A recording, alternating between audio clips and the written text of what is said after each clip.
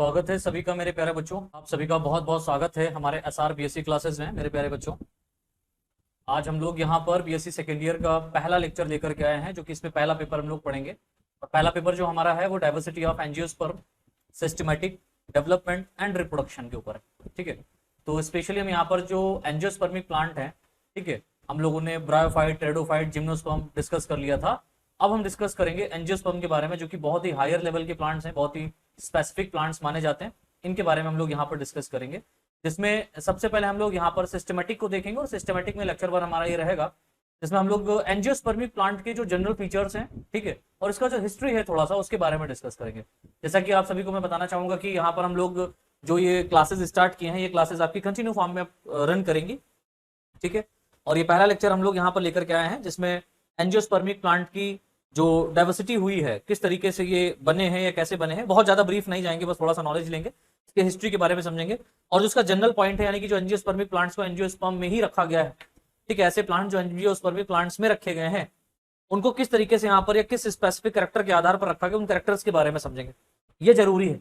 इसके बाद में हम लोग थोड़ा सा सिस्टमेटिक क्या होता है इसके बारे में समझेंगे। ठीक है, तो सबसे पहले हम लोग यहाँ पर एंजियोस्पर्म्स के बारे में समझेंगे कि एंजियोस्पर्म्स क्या होते हैं एक्चुअल में, है ना।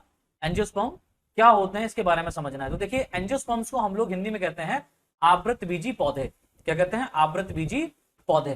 दैट मींस इसके अंतर्गत उन प्लांट्स को रखा गया है जो कि फ्लावरिंग प्लांट्स होते हैं। फ्लावरिंग प्लांट, उन प्लांट्स को रखा गया है जो कि फ्लावर को बनाते हैं, पुष्प को बनाते हैं, पुष्प को निर्मित करने वाले, निर्मित करने वाले।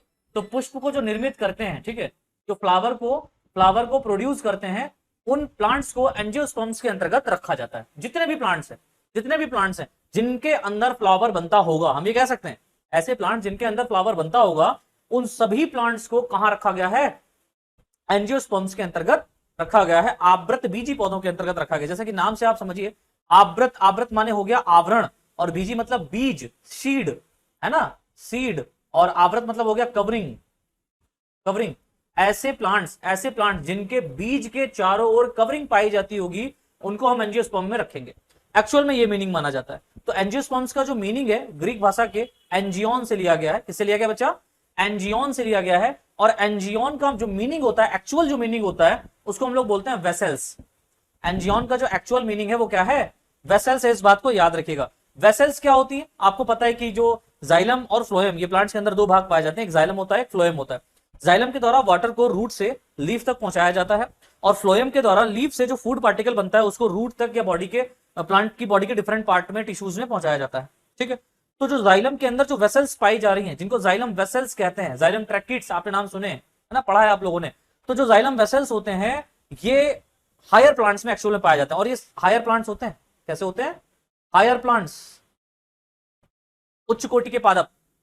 ठीक है, तो एंजियोन से लिया गया है एंजियो, जिसका मीनिंग है वेसल्स। दैट मींस जाइलम में क्या पाया जाता है? वेसल्स पाया जाता है। और आपको पता होना चाहिए कि जो हायर प्लांट्स होते हैं, इनके जाइलम में वेसल्स फुल्ली डेवलप फॉर्म में पाए जाते हैं। और दूसरा पॉइंट जो होता है वो लिया गया स्पर्म। स्पर्म को लिया गया ग्रीक भाषा के स्पर्मम से, इसलिए लिया गया स्पर्मम। और स्पर्मम का मीनिंग होता है सीड, दैट मींस बीज। ठीक है, बहुत सारी बुक में आपका ये भी लिखा है कि कवरिंग भी कहते हैं। क्या कहते हैं बच्चों? कवरिंग भी कहते हैं, ये अलग बात है। चलिए, अब जब हम इसकी हिस्ट्री के बारे में बात करेंगे, इतिहास के बारे में, इसके बारे में समझते हैं। तो इतिहास कैसा है इसका इतिहास कैसा है, इसके बारे में जानना है।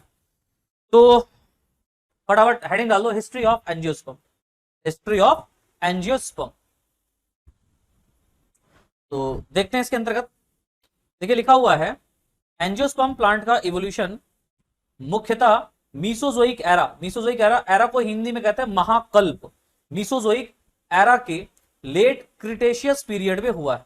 Late Cretaceous period. देखिए, एक तो कल्प दिए गए हैं, एरा दिए गए हैं, महाकल्प दिए गए हैं। ठीक, दूसरा कल्प मतलब पीरियड, है ना। एरा में आते हैं पीरियड। तो इन चीजों को आप समझिए। एक तो क्या दिया गया है? एक तो आपका महाकल्प दिया गया, महाकल्प कहने मतलब मीसोजोइक एरा मींस महाकल्प। और दूसरा जो है कल्प दिया गया। तो कल्प मतलब पीरियड। एक मीसोजोइक एरा के अंतर्गत एक पीरियड इंक्लूड किया गया है, जिसको हम लोग बोलते हैं क्रिटेशियस पीरियड। और क्रिटेशियस पीरियड का जो लेट फेज है, लेट मतलब जब क्रिटेशियस पीरियड खत्म हो रहा होगा, ठीक है, जब क्रिटेशियस पीरियड खत्म हो रहा होगा तब की हम बात कर रहे हैं। तो एंजियोस्पर्म प्लांट्स का इवोल्यूशन मुख्यतः मीसोजोइक एरा महाकल्प के लेट क्रिटेशियस पीरियड में हुआ है। अब बात आती है कि जो अर्ली क्रिटेशियस पीरियड है, अर्ली मतलब जब शुरुआत हुआ था क्रिटेशियस पीरियड का, तो आप यहां याद रखेंगे कि इसमें जिम्नोस्पर्म्स का फॉर्मेशन हुआ था। तो अर्ली क्रिटेशियस पीरियड में जिम्नोस्पर्म्स का फॉर्मेशन हुआ, और जब क्रिटेशियस पीरियड या हम कह सकते हैं जिम्नोस्पर्म्स का जो काल था या कल्प था जब खत्म होने को आया, तब लेट क्रिटेशियस पीरियड में एंजियोस्पर्म प्लांट्स का फॉर्मेशन हो गया। दैट मींस जिम्नोस्पर्म्स प्लांट से हायर लेवल के प्लांट्स बनना स्टार्ट हुए। ठीक है, इनसे भी एडवांस फॉर्म में प्लांट्स का फॉर्मेशन होना शुरू हुआ होगा। ठीक है, नेक्स्ट पॉइंट की अगर लोग बात करें तो यहां पर लिखा हुआ है इन प्लांट्स का ओरिजिन लगभग 100 से 125 मिलियन ईयर एगो हुआ है। इन प्लांट्स का जो ओरिजिन किया गया है या ओरिजिन हुआ है वो लगभग 100 से 125 लाख वर्ष पहले, मिलियन ईयर एगो। 10 लाख का 1 मिलियन होता है, 10 lakhs का 1 मिलियन होता है, समझिए। ठीक है, तो कई हजार या कई लाख वर्ष पहले हुआ है। नेक्स्ट पॉइंट, यह प्लांट्स आज तक के सबसे advance and most successful on earth माने जाते हैं। तो जितने भी प्लांट्स हैं ये एंजियोस्पर्मी प्लांट, ये आज तक के सबसे एडवांस कहने का मतलब बहुत ही ज्यादा एडवांस फॉर्म में, और मोस्ट सक्सेसफुल कहने का मतलब होता है टोटली सक्सेसफुल फॉर्म में ऑन अर्थ, पूरी अर्थ पर माने जाते हैं। ठीक है, अगला पॉइंट, इन प्लांट की लगभग 27,000 2 लाख मतलब 2,27,000 सॉरी, इन प्लांट्स की लगभग 2,70,000 इन प्लांट्स की एक जीरो बढ़ा लीजिएगा, 27,000 नहीं, 2,70,000 इन प्लांट्स की लगभग 2,70,000 स्पीसीज अब तक ज्ञात हैं। तो एंजियोस्पर्मिक प्लांट्स की बात करें तो एंजियोस्पर्मिक प्लांट्स की अब तक की जो स्पीसीज खोजी गई हैं, उनमें से सबसे मोस्ट एडवांस फॉर्म में जो स्पीसीज खोजी जा चुकी है वो करीबन 2,70,000 के आसपास है। जिसमें से भी हम आपको बताएं कि इसमें से भी डाइकोटिलिडॉन की लगभग 2,20,000 तथा मोनोकोटिलिडॉन की लगभग 50,000 स्पीसीज अब तक ज्ञात हैं। लगभग अभी और भी खोजी जा चुकी हैं, उनको इंक्लूड नहीं किया गया, तो लगभग में हम ये समझ लेते हैं। ठीक है, तो इनमें से डाइकोटिलिडॉन की लगभग 2,20,000 तक और मोनोकोटिलिडॉन की लगभग 50,000 स्पीसीज अब तक क्या है बच्चों, ज्ञात की जा चुकी हैं, खोजी जा चुकी हैं। अब यहां पर डाइकोटिलिडॉन और मोनोकोटिलिडॉन की मतलब क्या होती है, देखिए डाइकोटिलिडॉन, कोटिलिडॉन का मतलब होता है बीज पत्र। ठीक है, और डाई मतलब होता है दो बीज पत्र। दो बीज पत्र कहने का मतलब क्या, अरे देखिए कंफ्यूजन नहीं रखना, जैसे आपने एक बीज देखा ना, सीड देखा, अरे गुठली देखी है किसकी, आम की, आम अभी खाया, सीजन चला है, तो आम की गुठली जो होती है जब वो जर्मिनेट करती है तो आम की गुठली के ऊपर जो कवरिंग होती है, हार्ड कवरिंग होती है, वो रप्चर कर जाता है, और रप्चर करने के बाद में उसके अंदर से, उस गुठली के अंदर से 2 बीज पत्र बाहर निकलते हैं ग्रीन कलर के। ठीक, एक रूट की तरफ चला जाता है और 2 बीज पत्र निकलते हैं बाहर की तरफ। तो जो 2 बीज पत्र निकलते हैं उनको हम लोग बोलते हैं कोटिलिडॉन। क्या बोलते हैं, कोटिलिडॉन, बीज पत्र। और 2 हैं तो डाइकोटिलिडॉन हो गया। इसी तरीके से मोनोकोटिलिडॉन मतलब एक बीज पत्र। तो ऐसे प्लांट जिनमें एक बीज पत्र जर्मिनेट होता है और ऐसे प्लांट जिनमें 2 बीज पत्र जर्मिनेट होता है, इसके आधार पर भी हम एंजियोस्पर्मिक प्लांट को 2 भाग में डिवाइड कर सकते हैं, एक डाइकोटिलिडॉनिक प्लांट्स और मोनोकोटिलिडॉनिक प्लांट्स। समझ गए? तो डाइकोटिलिडॉन की लगभग 2,20,000 स्पीसीज ज्ञात है और मोनोकोटिलिडॉन की लगभग 50,000 स्पीसीज अब तक ज्ञात हो चुकी है। जैसे यहां पर देखिए एंजियोस्पर्म प्लांट है, इसमें डाइकोटिलिडॉन की बात करें तो 2 कोटिलिडॉन प्रेजेंट इन 1 सीड, एक सीड के अंदर 2 कोटिलिडॉन प्रेजेंट होंगे। और मोनोकोटिलिडॉन की बात करें तो 1 कोटिलिडॉन प्रेजेंट इन 1 सीड, एक कोटिलिडॉन के अंदर एक सीड या एक सीड के अंदर एक कोटिलिडॉन प्रेजेंट होगा। इतना समझ में आया सभी को? चलिए भाई, अब इसके आगे देखते हैं जनरल कैरेक्टर। तो general character of angiosperm, angiospermic plant कैसे होते हैं, ये बहुत इंपॉर्टेंट है बच्चों। ये जो क्लासेस आपकी चल रही है, ये जो क्लासेस आपकी चल चुकी थी पहले, उससे ज्यादा अपडेटेड फॉर्म में आई है।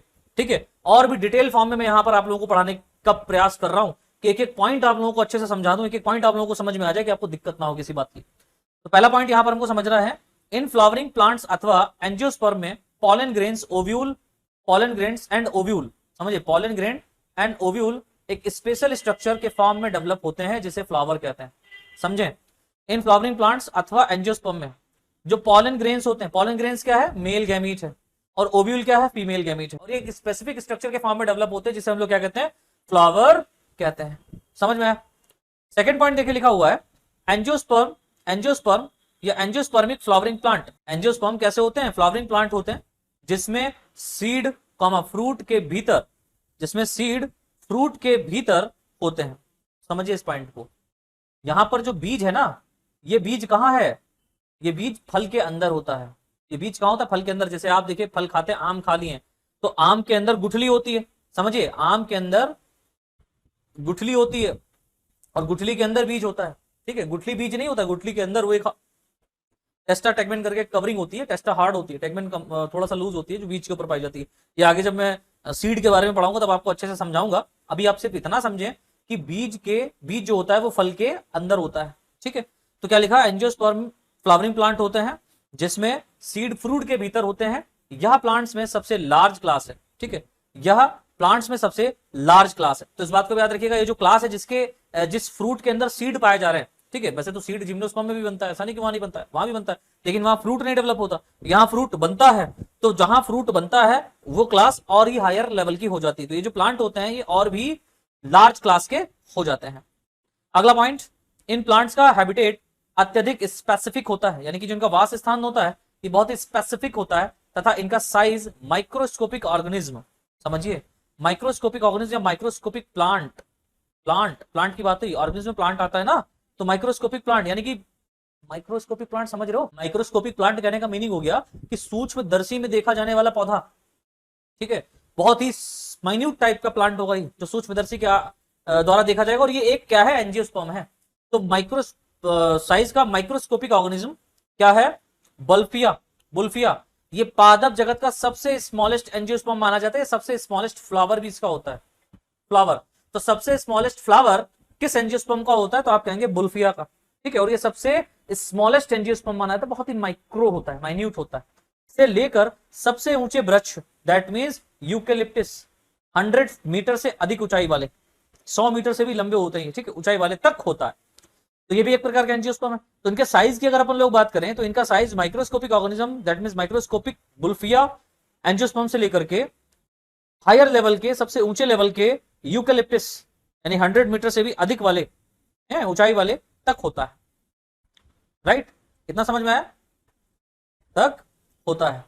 चलिए आगे देखिए, लिखा हुआ है एंजियोस्पर्म से ह्यूमन के लिए फूड, एनिमल के लिए चारा, जिसको फूडर कहते हैं, ईंधन, फ्यूल भी हमको प्राप्त होता है, औषधियां, मेडिसिन तथा अन्य दूसरे इकोनॉमिकली इंपॉर्टेंस प्रोडक्ट भी प्राप्त होते हैं। जो अन्य इकोनॉमिक फॉर्म में आर्थिक रूप से हमको महत्व होते हैं पदार्थ, वो भी क्या होते हैं? एंजियोस्पर्मिक प्लांट से हमको प्राप्त होते हैं, ठीक है। इस बात को समझ लीजिए, एंजियोस्पर्मिक प्लांट से प्राप्त हमें होते हैं। चलिए आगे देखिए, नेक्स्ट पॉइंट लिखा हुआ है, इन एंजियोस्पर्म्स को दो क्लासेस में डिवाइड किया जाता है जिन्हें डाइकॉट तथा मोनोकॉट कहते हैं।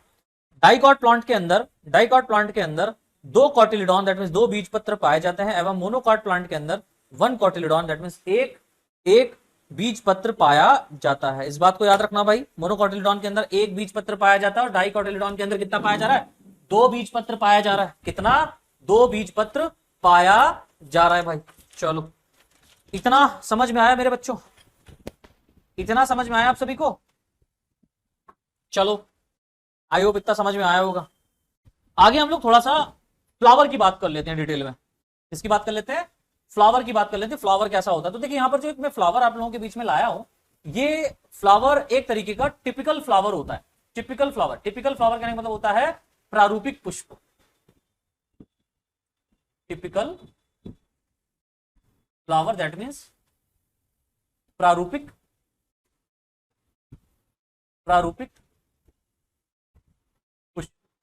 पुष्प की डिफिनेशन भी पूछते हैं कभी कभी, पुष्प की डेफिनेशन भी आप लोगों से पूछ लेते हैं कभी कभी, है ना।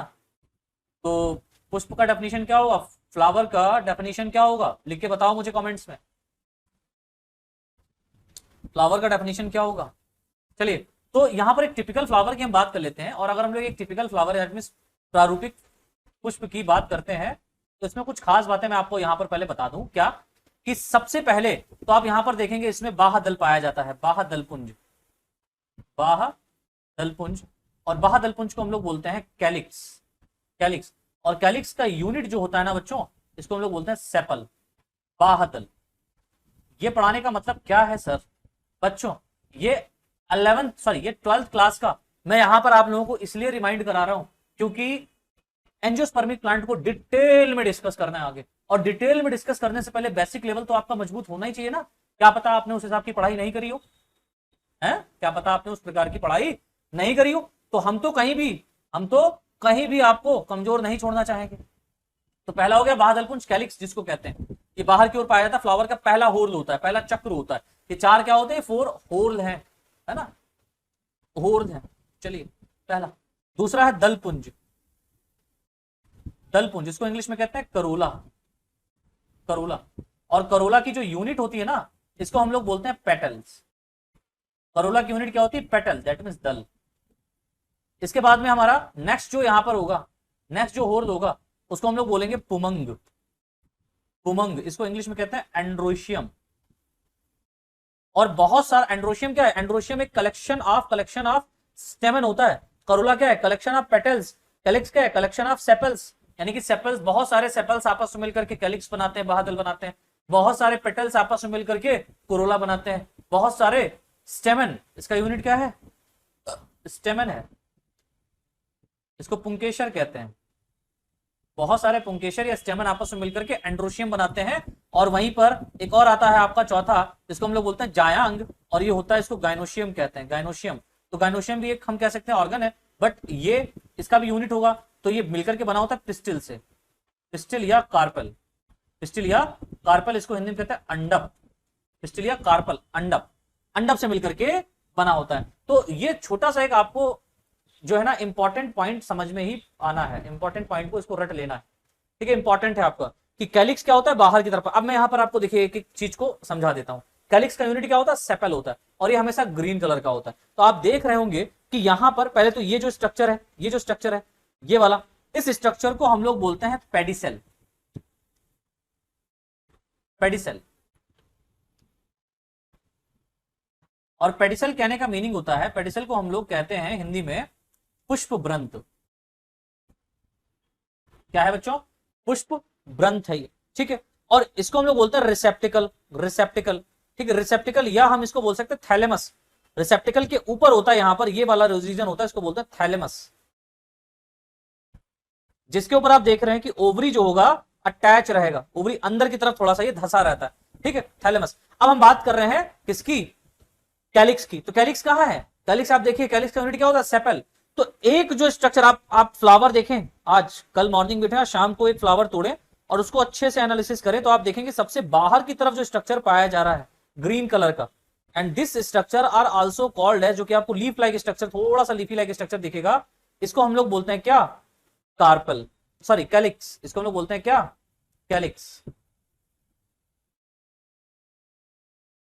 कैलिक्स, ठीक है। कैलिक्स के ठीक ऊपर जो कलर फॉर्म में यहां पर पाया जा रहा है, जिसका यूनिट पेटल होता है, ठीक है। तो ये कंबाइंड, ये देखो, ये सब मिल करके क्या बनाएंगे, ये सब आपस में मिल करके बनाएंगे कोरोला। क्या बनाएंगे बच्चों, करोला बनाते हैं, करोला, दैट मीन्स दलपुंज। समझने का प्रयास करिएगा, दलपुंज, ये बाह दलपुंज, बाह दलपुंज, यहां पर थोड़ा सही कर लीजिएगा, बाह दलपुंज, दलपुंज, ठीक है। करोला, करोला के बाद में क्या है, एंड्रोशियम। तो एंड्रोशियम देखिए यहां पर ये स्ट्रक्चर गया, ये स्ट्रक्चर, थोड़ा सा मैं डिफरेंट कलर का स्ट्रक्चर लेता हूं जिससे आपको अच्छे से समझ में आए। सो दिस स्ट्रक्चर, ये वाला, ये ओवरी के नीचे से निकलता है, ओवरी के नीचे से निकलता है। तो ये क्या कहलाता है, ये कहलाता है आपका ये पूरा कलेक्शन जो होगा, पूरा 1 2 3 4 5, ये पूरा कलेक्शन आपका मिलकर के कहलाएगा एंड्रोशियम। लेकिन एक की अगर हम बात करें, एक की अगर हम बात करें, तो एक आपका स्पेशली एक जो होगा, ये आपका कहलाता है स्टेमन। तो स्टेमन आपस में मिलकर के क्या बनाता है, एंड्रोशियम बनाता है। अब स्टेमन के भी कई भाग होते हैं, आगे मैं आपको बताऊंगा। इसमें देखिए पहला भाग एंथर होता है, ठीक है, बीच में ये फिलामेंट होता है, एंथर और फिलामेंट, ये भाग किसका होता है, एंड्रोशियम, ये स्टेमन का होता है, ठीक है। फिर वहीं पे अगर हम लोग बात करें कार्पेल की, तो कार्पेल आप देखिए स्टिग्मा, स्टाइल, ओवरी, ये तीनों आपस में मिलकर के क्या बना देता है, कार्पेल बना देता है, कार्पेल बना देता है या पिस्टिल बनाता है, जिसका कलेक्शन अगर मान लो किसी प्लांट में बहुत सारे, एक प्लांट्स में कई ओवरी आप देखते हैं, कई सीड होते हैं। जैसे एप्पल की बात करें तो एप्पल में कई सारे सीड आपको देखने को मिलते हैं, एप्पल को काटने के बाद में, है ना, कई सारे सीड आपको देखने को मिलते हैं। तो जो सीड यहाँ पर आपको देखने को मिल रहे हैं वो किसकी वजह से मिल रहे हैं, क्योंकि इस फ्लावर के अंदर बहुत सारे ओवरी होंगे, और बहुत सारा ओवरी जहां पर मिलता है उसको हम लोग बोलते हैं gynoecium, that is female sex part, right, female sex part, और androecium are male sex part, male sex part. तो ये फ्लावर का स्ट्रक्चर यहां पर आपके सामने बना हुआ है, एक फ्लावर का स्ट्रक्चर यहां पर आपके सामने ये बना हुआ है। तो आई होप इतना आपको समझ में आया होगा। अब बात आती है कि इनको रिप्रेजेंट किससे करते हैं। तो यहां पर आप देखेंगे कि जो कैलिक्स होता है इसको के से रिप्रेजेंट करते हैं, ठीक है। इसका फ्लावरिंग जो फ्लावर का फार्मूला होगा उसको समझना होगा। कैलिक्स को के से, करोला को सी से, एंड्रोशियम को ए से और गाइनोशियम को जी से। इस तरीके से इसको क्या करते हैं, रिप्रेजेंट करते हैं। आगे हम देखेंगे इसके बारे में डिटेल में, ठीक है, जब फ्लावर पढ़ेंगे हम लोग और जनरल फार्मूला पढ़ेंगे फ्लावर्स का। क्योंकि फ्लावर, अब जनरल फार्मूला क्या होता है, जनरल फार्मूला कहने मतलब ये होगा कि यहाँ पर जो फ्लावर होगा डिफरेंट डिफरेंट प्लांट्स में डिफरेंट डिफरेंट टाइप का फ्लावर यहाँ पर पाया जा रहा है भाई। तो डिफरेंट डिफरेंट प्लांट में जो डिफरेंट डिफरेंट टाइप का फ्लावर पाया जा रहा है वो किस तरीके का, उसको हम कैसे समझेंगे कि किस प्लांट का ये फ्लावर है, उसको भी याद करना होता है। तो आगे हम लोग देखेंगे जब फैमिली पढ़ेंगे स्पेशली, ठीक है। तो अपनी जितनी फैमिली है उस फैमिली में जो फ्लावर का टाइप होगा उसका जनरल फार्मूला आपके एग्जाम में पूछा जाता है, तो वो हम लोग वहां पर डिस्कस करेंगे। चलिए नेक्स्ट पैराग्राफ में देखिए लिखा हुआ है यहाँ पर स्पेशली फ्लावर में मेल सेक्स ऑर्गन एंड्रोशियम, इसको हम लोग माइक्रोस्पोरोफिल के नाम से भी जानते हैं, इस बात को याद रखिए। लघु बीजाणु, ठीक है, लघु बीजाणु, दीर्घ बीजाणु। लघु बीजाणु कहलाता है माइक्रोस्पोरोफिल और दीर्घ बीजाणु मेगास्पोरोफिल। तो माइक्रोस्पोरोफिल और मेगास्पोरोफिल एंजियोस्पर्म्स का ये क्या है, मेल सेक्स ऑर्गन ही है, और मेगास्पोरोफिल जो होता है वो फीमेल सेक्स ऑर्गन होता है। तो मेल सेक्स ऑर्गन जो होगा एंड्रोशियम, इसको हम लोग क्या कहते हैं, माइक्रोस्पोरोफिल होते हैं। तो मेल सेक्स ऑर्गन क्या होता है, माइक्रोस्पोरोफिल, एंड्रोशियम, और एंड्रोशियम का यूनिट क्या होता है, स्टेमन, याद रखिएगा। नेक्स्ट पॉइंट, ईच एंड्रोशियम में एक पतला फिलामेंट होता है जिसकी अपेक्स पर पॉलन चैम्बर पाया जाता है। क्या पाया जाता है, पॉलन चैम्बर पाया जाता है, जिसमें मियोसिस डिवीजन के बाद पॉलन ग्रेन्स प्रोड्यूस होते हैं जो कि मेल गैमीट होते हैं। मियोसिस डिवीजन के बाद क्या होता है, पॉलन ग्रेन्स फॉर्म होंगे, और इन पॉलन ग्रेन्स के फॉर्मेशन के बाद में जो यहां पर ये पॉलन ग्रेन बनेंगे एक्चुअल में क्या है, मेल गैमीट होते हैं। तो याद रखिएगा जो पॉलन ग्रेन होते हैं ये क्या होते हैं बच्चा, मेल गैमीट होते हैं। और यहां पर देखिए कि स्ट्रक्चर आपके सामने बना हुआ है, किसका स्ट्रक्चर बना हुआ है आपके सामने, स्टेमन का, मेल सेक्स ऑर्गन, ठीक है। एंड्रोशियम क्या होता है, तो बहुत सारे स्टेमन इस तरीके से आपके एक ही फ्लावर में पाए जाए, so that is collection of स्टेमन together और आल्सो कॉल्ड एज, क्या कहलाता है, एंड्रोशियम कहलाता है। क्या कहलाता है बच्चा, एंड्रोशियम कहलाता है। तो इस बात को याद रखिएगा। चलो अब हम जरा इसका स्टेमन का स्ट्रक्चर देख लेते हैं। तो देखिए इसमें सबसे बाहर की तरफ जो पार्ट पाया जा रहा है ना, ये वाला ये इसका कहलाता है फिलामेंट, और ये कहलाता है एंथर। पूरा खेल इसमें जो होता है एंथर का होता है, ठीक है। इसका कट सेक्शन यहां पर एंथर का बना हुआ है, लेकिन एंथर और फिलामेंट जहां पर जुड़े होते हैं यहां पर, ठीक है, यहां पर this region are also called as connective, इसको हम लोग बोलते हैं कनेक्टिव। एंथर का जो कट सेक्शन होता है वो कुछ इस तरीके से होता है, ये एंथर का कट सेक्शन है। इसको काटा जाए और सामने इस तरीके से रिप्रेजेंट किया जाए तो कुछ इस तरीके से दिखाई पड़ता है। कौन, एंथर कुछ इस तरीके से दिखाई पड़ता है, जिसके अंदर क्या पाए जाते हैं, पॉलन ग्रेन्स पाए जाते हैं। तो ये तो इसका लेयर होता है और इसके अंदर कुछ स्ट्रक्चर इस तरीके से पाया जाता है, लाइक दिस। इसके बारे में देखिए मैं यहाँ पर सिर्फ और सिर्फ जनरल नॉलेज के लिए आपको बता रहा हूँ। आगे जब हम लोग इसका रिप्रोडक्शन पढ़ेंगे तो उसमें एंथर को डिटेल में डिस्कस करेंगे अपने लोग, ठीक है। टेप्टम लेयर क्या होता है, माइक्रोस्पोर मदर सेल्स क्या होते हैं, पॉलिन मदर सेल्स या माइक्रोस्पोर मदर सेल्स क्या होती है, पॉलिन ग्रेन्स कैसे बनते हैं, ये कैसे रप्चर करता है, किस तरीके से स्प्रेड होते हैं, ठीक है, किस तरीके से ये एक फ्लावर से दूसरे फ्लावर पे जाते हैं, वो सब हम देखेंगे। लेकिन आगे डिटेल में हम सिर्फ यहाँ पर जनरल फीचर्स देख रहे हैं ना, हम यहाँ पर डिटेल नहीं देख रहे। तो जनरल फीचर्स में जनरल बात आपको पता होनी चाहिए, आपको रिमाइंड हो जाए कि आपने ये पढ़ा था, ठीक है, आपने ये पढ़ा था, तो दिक्कत ना हो आपको, राइट। तो यहाँ पर आप देखिए जो एंथर है इसको जब कट करके यहाँ पर बनाया गया है, ठीक है, तो इसमें आप देखेंगे कि यहां पर क्या पाया जा रहा है, पॉलन शेक पाया जा रहा है, पॉलन शेक, या इसको हम बोलते हैं चैम्बर, पॉलन चैम्बर पाया जाता है, ठीक है। पॉलन शेक या पॉलन चैम्बर पाया जाता है, जो कि पॉलन चैम्बर कितने होते हैं, 4 होते हैं भैया, देख लो 4 पॉलन चैम्बर है। और प्रत्येक पॉलन चैम्बर के अंदर आप देखेंगे यहां पर एक स्पेशल टाइप की सेल्स पाई जाती हैं, and this cell are also called as microspore mother cell, microspore mother cell. और माइक्रोस्पोर मदर सेल में होगा मियोसिस डिवीजन, जिसके कारण क्या बन जाते हैं, माइक्रोस्पोर्स बन जाते हैं। माइक्रोस्पोर्स को हम लोग क्या बोलते हैं, पॉलन ग्रेन। माइक्रोस्पोर्स को हम लोग क्या बोलते हैं, पॉलन ग्रेन बोलते हैं। तो यहां पर पॉलन ग्रेन्स बन जाते हैं, कब बनते हैं, मियोसिस डिवीजन होता है, किसमें होता है, माइक्रोस्पोर मदर सेल। कहां पाई जाती है, पॉलन शेक या पॉलन चैम्बर में। अब बात करते हैं हम लोग फीमेल सेक्स ऑर्गन। तो यहां पर देखिए लिखा हुआ है फ्लावर में फीमेल सेक्स ऑर्गन कार्पल या पिस्टल, जैसे स्त्री केशर या अंडक होता है। कार्पल में 3 भाग पाए जाते हैं जिन्हें स्टिग्मा, स्टाइल और ओवरी कहते हैं। कार्पल में कितने भाग पाए जा रहे हैं बच्चों? 3 भाग पाए जा रहे हैं, जिसे हम लोग स्टिग्मा, स्टाइल और ओवरी कहते हैं। ठीक है, ओवरी में एक या एक से अधिक बीजांड, जिसको ओव्यूल कहते हैं, पाए जाते हैं। एक भी ओव्यूल हो सकता है और एक से ज्यादा ओव्यूल भी हो सकते हैं। अभी मैं ओव्यूल के बारे में भी यहां पर बताऊंगा, लेकिन डिटेल में नहीं, सिर्फ जनरल नॉलेज के बतौर। तो यहां पर देखिए ये बना हुआ है क्या? कार्पेल का एक स्ट्रक्चर। कार्पेल बना हुआ है। कार्पेल में आप देखेंगे सबसे ऊपर की तरफ जो स्ट्रक्चर पाया जा रहा है, this structure are also called as stigma. इसको हम लोग बोलते हैं वर्तिकाग्र। इसको हिंदी में कहते हैं क्या? वर्तिकाग्र, दैट मींस स्टिग्मा। ये क्या है? स्टिग्मा है भाई, वर्तिकाग्र। और ये जो ट्यूब लाइक स्ट्रक्चर है इसको हम लोग बोलते हैं स्टाइल। इसको हिंदी में कहते हैं वर्तिका। क्या बोलते हैं? वर्तिका। और ये फूला हुआ जो संरचना है यहां से, ये जो फूली हुई संरचना है लाइक दिस, ये जो स्ट्रक्चर है इसको हम लोग बोलते हैं ओवरी। ओवरी को हिंदी में कहते हैं अंडाशय। जिसके अंदर अंडा रहता हो या बनता हो या पाया जाता हो उसको अंडाशय कहते हैं। अब अंडाशय में आप देखेंगे कि इस ओवरी के अंदर एक यहां पर एक स्ट्रक्चर पाया जा रहा है, ये ग्रीन कलर का जो पूरा बेहतरीन स्ट्रक्चर है, and this structure is also called as ovule, and ovule को हिंदी में कहते हैं अंडक। ठीक है, क्या कहते हैं बच्चों? ओव्यूल को हिंदी में कहते हैं बीजांड। सॉरी, ओव्यूल को हिंदी में कहते हैं बीजांड। बीजांड। और इस बीजांड के अंदर आप देखेंगे गैमेटोफाइट सेल्स पाई जा रही हैं, जिसको हम लोग जो है ना सिनर्जिड सेल, और एक एक्स सेल होगी, एक सेंट्रल न्यूक्लियाई होगा, पोलर न्यूक्लियाई जिसको कहते हैं, और एंटीपोडल सेल इसमें पाया जाता है। और इसमें ये जो स्ट्रक्चर होता है ओव्यूल जो पाया जा रहा है इसके अंदर, ये वाला स्ट्रक्चर जो ओव्यूल है, इस ओव्यूल के अंदर एक शैक पाया जाता है जिसको एम्ब्रियो शैक कहते हैं। ठीक, तो थोड़ा सा और भी अगर हम इसके डिटेल के बारे में बात करें तो देखिए लिखा हुआ है ओव्यूल के अंदर अत्यधिक रेड्यूस फीमेल गैमेटोफाइट होता है।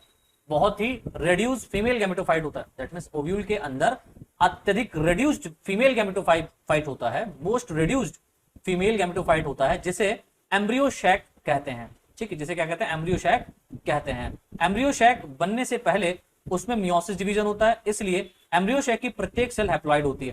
तो एम्ब्रियो शैक के बनने से पहले इसमें क्या होगा? मियोसिस डिवीजन होता है, और मियोसिस डिवीजन होता है तो इसलिए इसमें एम्ब्रियो शेक की प्रत्येक सेल कैसी होती है? हैप्लॉइड होती है। नेक्स्ट पॉइंट देखिए लिखा हुआ है प्रत्येक एम्ब्रियो शेक में 3 antipodal cells, 3 egg apparatus cells, 3 antipodal cell और 3 egg apparatus cell. Egg apparatus cell में क्या क्या होगा? जिसमें 2 सहायक कोशिका, दैट मींस सिनर्जिड सेल, तथा 1 एग सेल होती है। तो जो यहाँ पर egg apparatus cell, egg apparatus मतलब कंबाइंड है किसी का, एग के साथ कुछ और भी सेल्स यहाँ पर पाई जा रही है, उनको सहायक कोशिकाएं कहते हैं। ठीक है, सिनर्जिड सेल्स कहते हैं। तो क्या होता है? 3 यहां पर पाई जा रही एंटीपोडल सेल्स, जो कि ऊपर की तरफ आप देखेंगे यहां पर 1 2 3, यहां पर क्या पाया जा रहा है? Antipodal cells. और नीचे की तरफ आप देखेंगे 3 जो है क्या पाया जा रहा है? एग एपरेटस पाया जा रहा है, एग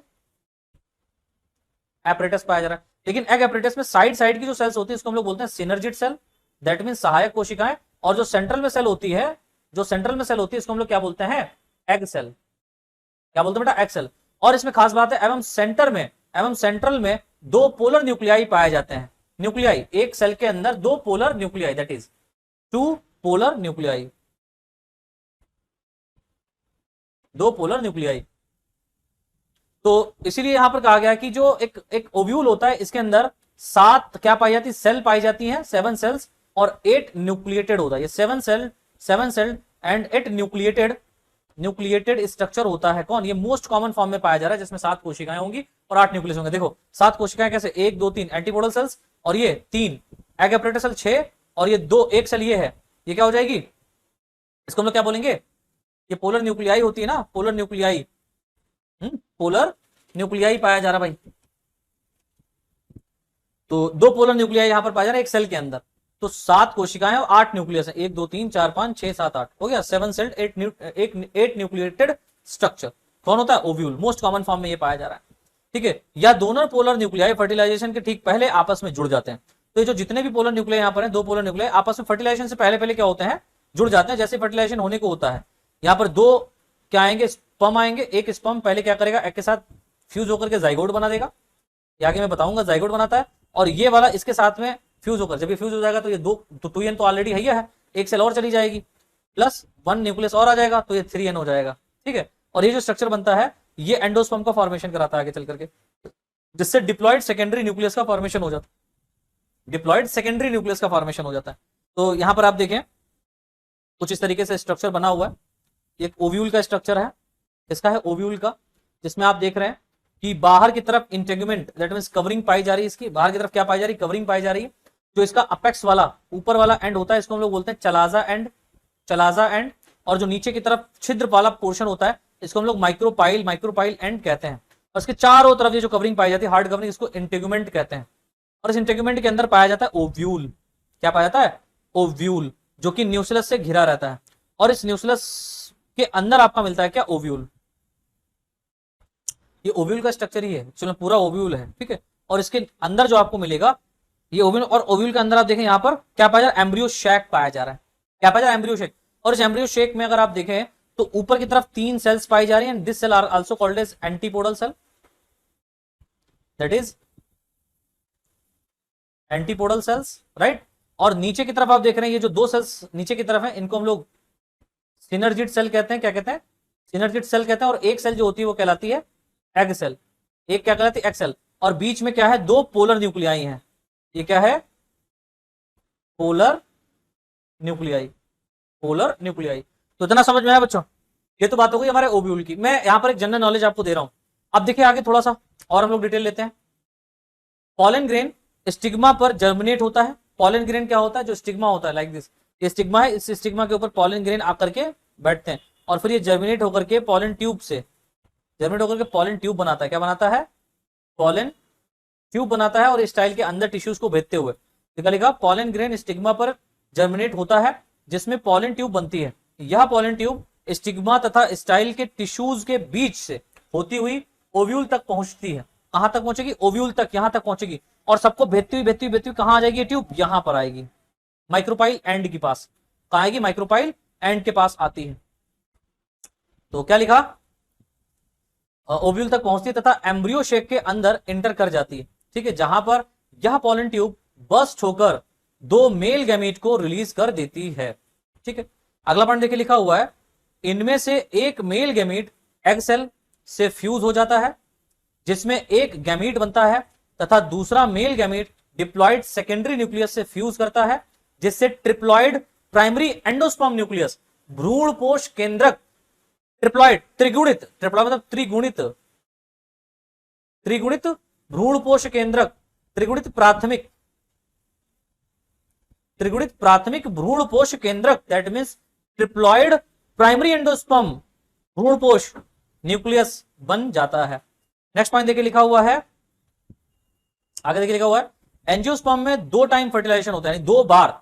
एंजियोस्पर्म में 2 टाइम फर्टिलाइजेशन होता है, इसीलिए इसको हम लोग डबल फर्टिलाइजेशन कहते हैं, होता है। इसलिए इसे डबल फर्टिलाइजेशन एंजियोस्पर्म प्लांट्स का एक स्पेसिफिक कैरेक्टर होता है, डबल फर्टिलाइजेशन कहते हैं। यहां पर थोड़ा सा ऐसे सुधारिएगा, कहते हैं जो कि एंजियोस्पर्म प्लांट्स का एक स्पेसिफिक कैरेक्टर होता है, राइट। जाइगोट एम्ब्रियो, जाइगोट जो होता है एम्ब्रियो, जिससे 1 या 2 कोटिलिडॉन बीज, कोटिलिडॉन मतलब बीज पत्र हो सकते हैं। तो जो जाइगोट होता है वो एम्ब्रियो में, तो जाइगोट एम्ब्रियो में डेवलप हो जाता है। जाइगोट किसमें डेवलप हो जाता है, एम्ब्रियो में। तो जो जाइगोट होता है वो एम्ब्रियो में डेवलप हो जाता है। और ये जो एम्ब्रियो जो होगा ये 2 कोटिलिडॉन बना सकता है या 1 कोटिलिडॉन बना सकता है, दोनों में से कोई एक टाइप का एम्ब्रियो बनेगा। अब यहां पर थोड़ा सा यहां पर देखें कि जो पॉलन ट्यूब बनी थी या पॉलन ग्रेन जो होते हैं उनमें आफ्टर फर्टिलाइजेशन पहले की बात करें तो उसमें डिवीजन होता है और 2 न्यूक्लियस बन जाते हैं, स्पेशली 2 गैमीट हम कह सकते हैं बन जाते हैं। तो एक जो मेल गैमीट होता है वो आगे की तरफ होता है, दूसरा मेल गैमीट इसके जस्ट पीछे होता है, तब ये ट्रांसफर होते हैं कहां पर, पॉलन ट्यूब की सहायता से माइक्रोपाइल एंड से ओव्यूल या एम्ब्रियो शेक के अंदर, ठीक है।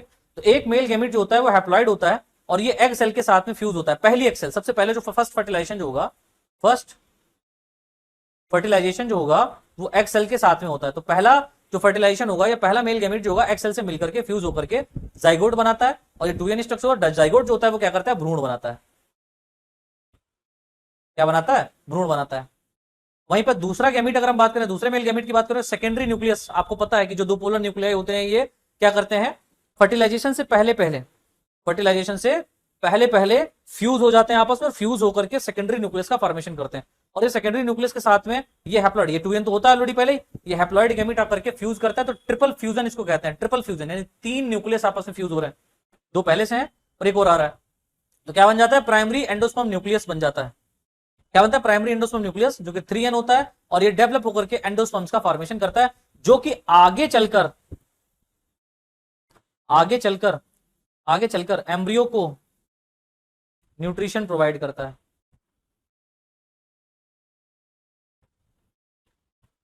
समझ रहे हो, न्यूट्रिशन प्रोवाइड करता है।